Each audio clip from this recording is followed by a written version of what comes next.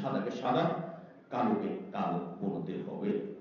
আপনি যখন এখনো প্রশ্ন করেন জাতিসংঘ বলেছে 1400 ছাত্রকে হত্যা করা হয়েছে জুলাই বিপ্লবের সময়, আপনি যখন প্রশ্ন করেন যে 1400 কিভাবে হয়েছে বলেন, আপনি প্রত্যেক তথ্য দিচ্ছেন, আবারও প্রশ্ন করে বিব্রত করেন একজন উপদেষ্টাকে, তখন আপনি সাংবাদিক না দলদাস?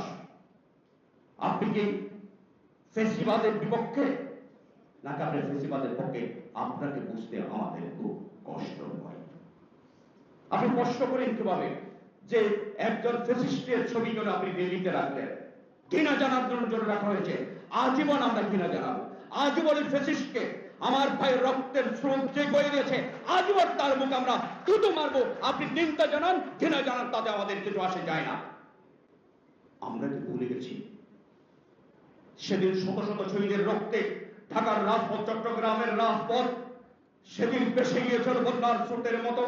সেদিন আমাদের সেই শিশু, আমাদের সন্তানগুলোকে আমরা দেখেছিলাম সেদিন ছটফট ছটফট করতে করতে রাস্তায় নিস্তেজ হয়ে যেতে, লাশ কেউ নিয়ে দেওয়া হয়নি। আমরা কি কয়েক মাসে সেই কথাটি ভুলে গেলাম?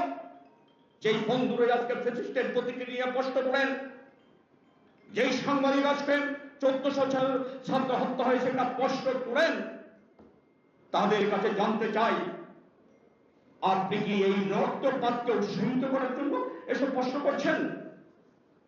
আজকে যখন কিছু বলা হয় তখন পরে স্বাধীন সাংবাদিকদের রহস্য করা হয়।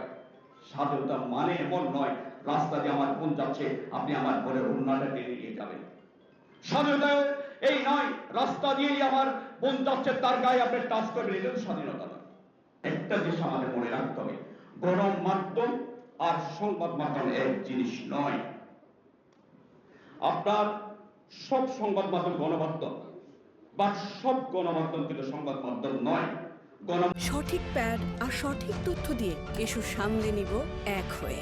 Mona Lisa sanitary napkin. মাধ্যম যার যার ইচ্ছা মতো কিছু করতে পারে, তাদের দায়বদ্ধতা থাকে না, কিন্তু সংবাদ মাধ্যমের দায়বদ্ধতা থাকে।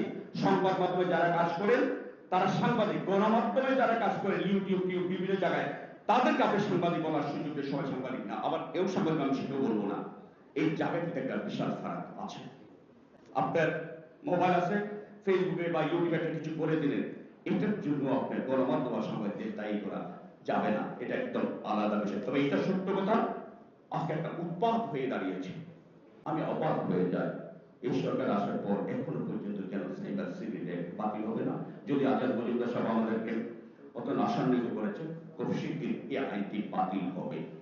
সাংবাদিকদের একটা সুরক্ষা আইন খুব জরুরি, যেটা কেউ করে। সাংবাদিক নিপীড়নের জন্য আইন আছে 32টি আইন, সুরক্ষার জন্য কোনো আইন নেই।